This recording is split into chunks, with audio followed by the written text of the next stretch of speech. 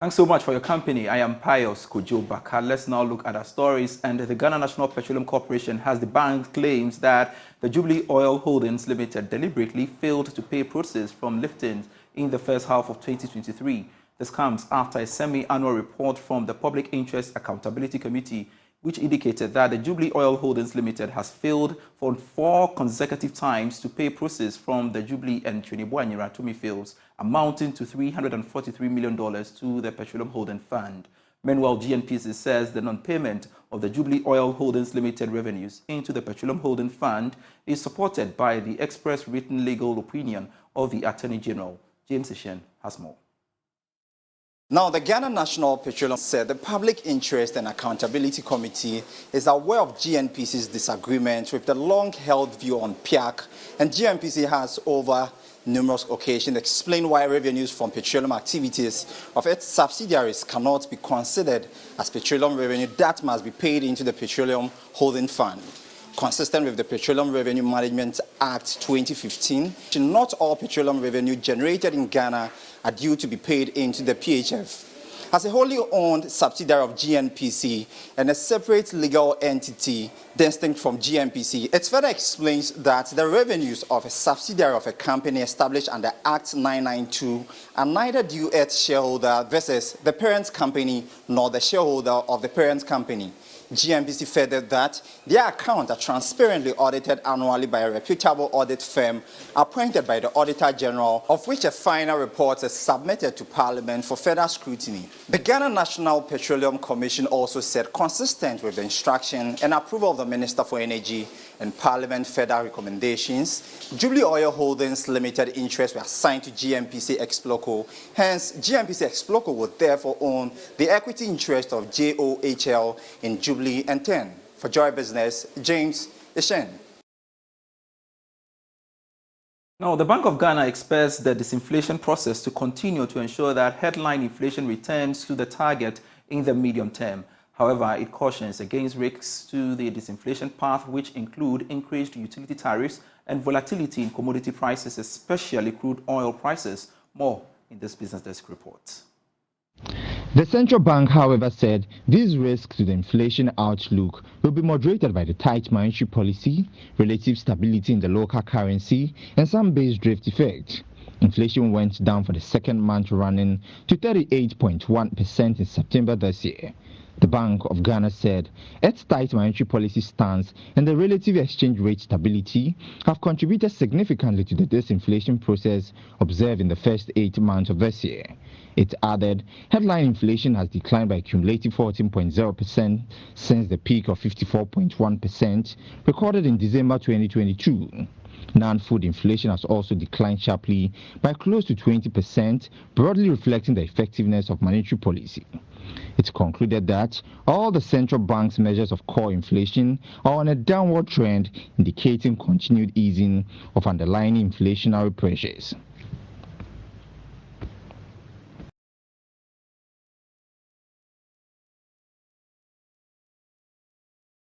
Now, government, through the Ghana Investment Promotion Center, is exploring avenues to increase foreign direct investments as it engages the Danish and Swedish business delegation currently in the country. Speaking to Joy Business after a seminar in Accra, Minister of Information Kojo says this is part of government's agenda of achieving economic diplomacy. More in this report. According to the Ghana Investment Promotion Center, foreign direct investments for 2021 amounted to $829.29 million, a 32% increase from the previous year.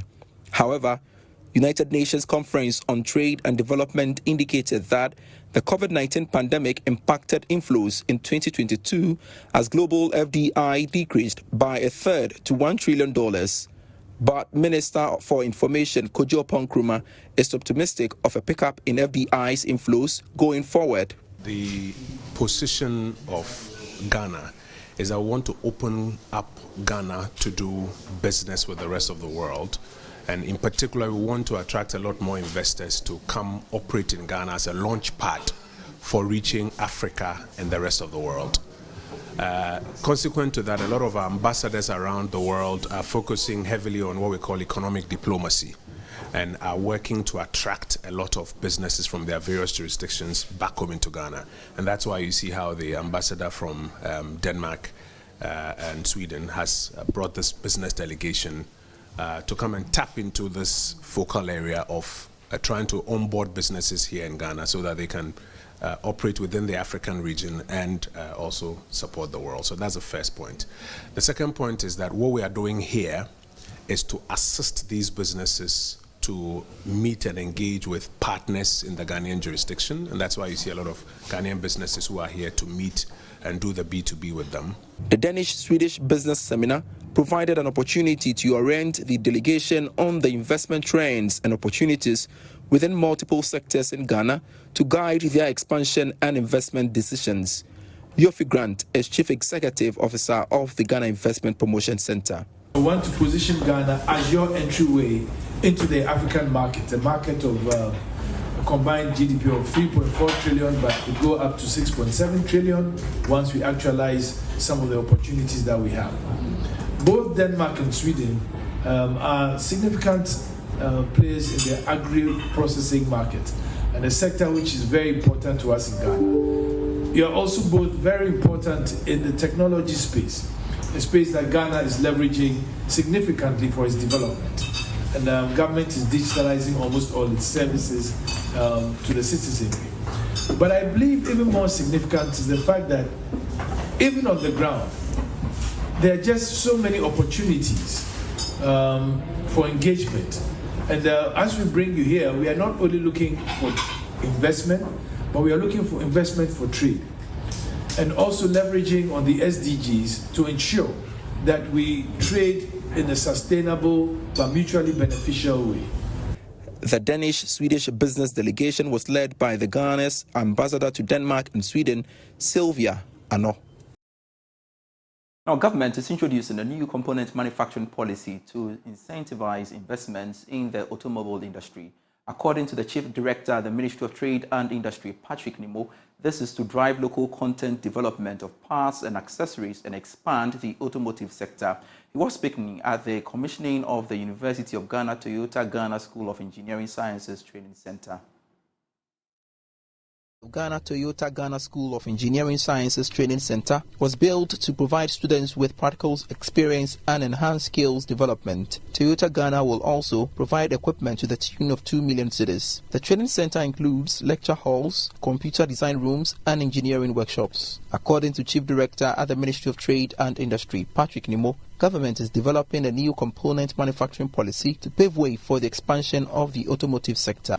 Today we have an impressive count of 6 assembly plants producing various models of 11 vehicle brands, including saloon cars, pickups, and SUVs. Almost 100 million in investments and over 400 engineering jobs have so far been realized. And the industry has extensive capacity to expand. This is projected to grow as production expands and opportunities for supply chain and local content development increase with the manufacturing of components and parts and accessories. For this reason, we are developing a new component manufacturing policy that will incentivize investments in this particular area. This will enable us produce components and parts for maintenance and repair, the maintenance and repair aftermarket, but also for the assembly plants. Managing Director of Toyota Ghana, Koji Yanaka, reiterated the company's commitment to contributing to the industrial development of Ghana.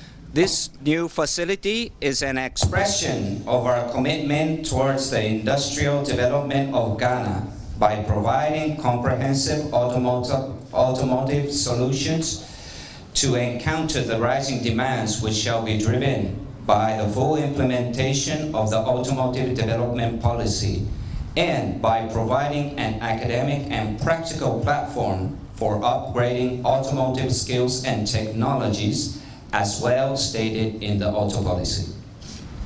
Our newest Legon branch will provide body and paint workshop, a service workshop, spare parts sales, and a vehicle delivery center. Minister of Education, Dr. Yaosei Educhum, indicated that government plans to replace integrated science at high school level with robotics by the next academic year to improve STEM education. Next academic year, number of high schools in this country are going to do engineering sciences. So by the time they get to you, they are ready for you. Not only are we doing that, aerospace and aviation science will be a program offering in our high schools. 12 high schools in Ghana are going to begin. But not only are we doing that, science students are all going to be able to get the opportunity to do robotics. We are undertaking a common sense education reform in this country. I don't understand why a science student should do biology, chemistry, and physics, and at the same time do integrated science, robbing him of an opportunity to pursue elective in robotics, elective in coding. So next academic year, all those doing science in Ghana, the students are no longer doing integrated science. Rather, they have an opportunity to do robotics. The Engineering Sciences Training Center is expected to bridge the gap between academia and industry. Watching Business Live, more after this break. Hello, welcome back. Let's continue with the rest of our stories. And in a bid to control fraudulent insurance services in the country, insurance brokers have re-echoed the need to engage professional and licensed intermediaries. Now, as part of the Broker Awareness Month, the Insurance Brokers Association of Ghana, that's IBAG, has moved to sensitize the general public in that bid. And I'm joined in studio by William Wood, a member of the Education Committee of IBAG, for a conversation on this. Thanks so much, William, for joining me on Business Live. First off, tell me the reason behind this Awareness Month. Thank you, Pius, for having me. First off, the Insurance Brokers Awareness Month was created to sensitize the public on the services of an insurance broker. These services are professional, and it's just to make the general public aware of the purpose of a broker, the impact of a broker, and what the benefits of having a broker are to a customer or a consumer. All right. So is that to say that over the period we've had increasing cases of fraudulent activities within the insurance space, for which reason we are observing this month? Well, that's one of the reasons, because we realized that there was a big disconnect between how the general public viewed insurance as compared to the services that insurance companies deliver. Now, the mistrust obviously has spanned a very long way, but obviously with the broker's influence and the broker being able to advise the general public on the importance of having a broker is gradually closing that gap. Unfortunately, it's a big misconception. Sometimes it's not necessarily the fault of the insurance company that the general public may have this misconception, but maybe because the individual did not necessarily buy the right insurance policy or did not get the right insurance advice whilst they were probably processing a claim. That was the reason why they may have had a negative outcome with the claim settlement. And so having an insurance broker in that chain where we serve as an intermediary advising the individual or the consumer or the customer on how to go about their claim services pretty much helps narrow that gap. And how do I get to know the right insurance broker, and does it come with an additional cost? So IBAG, the Insurance Brokers Association of Ghana, is licensed by the National Insurance Commission. There are 96 registered intermediaries. We're made up of insurance brokers, reinsurance brokers, and loss adjusters. So that's pretty much what IBAG pretty much represents. And the cost bit, does it come as a cost to the policyholder? So interestingly, the components that make up your premium there are certain factors in there that pretty much summarize the entire premium. Now there are fixed costs in there that whether or not you go through the service of broker, you're still going to bear as a customer. So even if you decide I do not want a broker, you're still going to pay the same thing. Even if you decide I do want a broker, you're still going to pay the same thing. But the difference is you're going to get technical expert advice when using the services of a broker as compared to just going directly to the insurance company. I see. For most of us, ultimately, we are looking forward to improving insurance penetration in the country. And I know IBAG is of great concern to you as well. But how does the insurance broker help in that stead? So one of the objectives of IBAG is to educate the public.